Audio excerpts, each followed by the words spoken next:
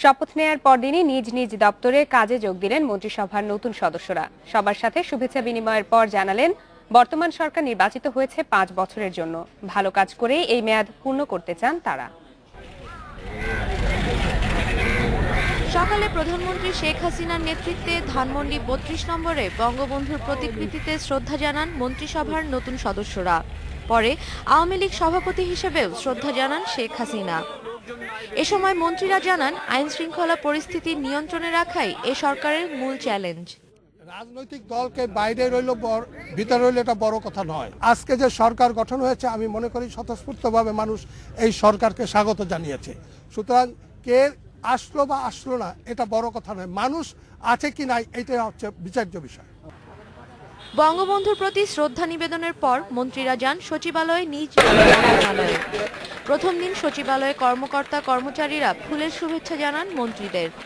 কাজে যোগ দিয়েই নতুন মন্ত্রীরা কৃতজ্ঞতা প্রকাশের সাথে সামনে এগিয়ে যাওয়ার প্রত্যয় ব্যক্ত করেন। তারা ভুলটা উপলব্ধি করেছেন এবং তাদের মধ্যে শুভ বুদ্ধির উদয় হয়েছে, যার কারণে তাদের ঘোষিত অবরোধের কর্মসূচি তারা স্থগিত করেছেন।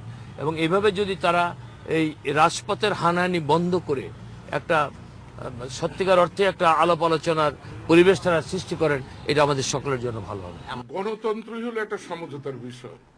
যারা স্বৈরাচার, যারা সন্ত্রাস, যারা ধর্মীয় জঙ্গিবাদ, তাদের সাথে তো আওয়ামী লীগের সমঝোতা হতে পারে না।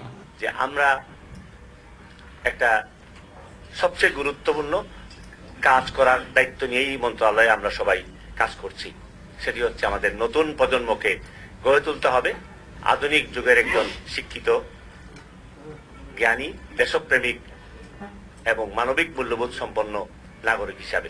৪২ বছর পরে এই সরকার মানবতা বিরোধী অপরাধের বিচার শুরু করেছিল এবং অনেকাংশে শেষ করার সাফল্য অর্জন করেছে। আমার এই মন্ত্রণালয় থেকে যেটা হবে, এই আইনের শাসন প্রতিষ্ঠা করার জন্য যে উদ্যোগ, তার ধারাবাহিকতা অব্যাহত থাকবে। রাজারবাগ পুলিশ লাইনে ফুল দিয়ে শহীদদের প্রতি শ্রদ্ধা জানান নতুন স্বরাষ্ট্র প্রতিমন্ত্রী আসাদুজ্জামান খান কামাল। যারা নৈরাজ্য করে, যারা ধ্বংসাত্মক কর্মকাণ্ড পরিচালনা করে, যারা আইন মানে না, যারা সংবিধান মানে না, তাদেরকে আমরা কঠোর হস্তে দমন করব। বর্তমান সরকার নিয়ে সমালোচনা থাকলেও ভালো কাজের মাধ্যমে নিজেদের প্রমাণ করার কথাও জানান মন্ত্রীরা। Sadia Afrin, independent news, Dhaka.